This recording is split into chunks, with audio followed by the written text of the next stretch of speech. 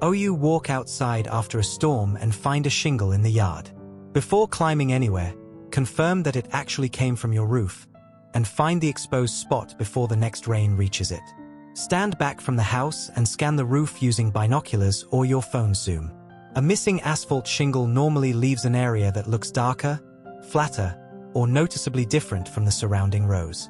Check detached garages and neighboring roofs too, because storm debris can travel surprisingly far. If you confirm the missing shingle, wait for dry, calm weather. This repair is only suitable for a safely accessible, low-slope roof. Leave steep, wet, brittle, or visibly damaged roofs to a professional. Choose a replacement that matches the original type and dimensions. Color is secondary.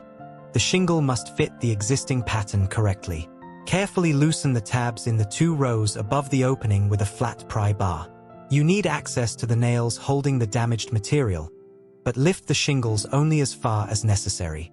Cold asphalt can crack very easily. Pull the old nails instead of hammering them flat. Remove torn fragments, then inspect the exposed underlayment and decking. If either is punctured, rotten, or soft, stop. The damage extends beyond one shingle. Slide the replacement into position and align it with the neighboring tabs. Fasten it through the designated nailing strip so the row above completely covers the nails. Never nail through the visible face. Lower the loosened tabs and place small dabs of compatible roofing cement beneath them to restore their seal.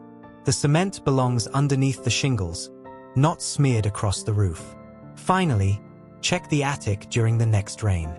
The repair is successful when you have restored the roof's overlapping layers, not merely covered the dark spot.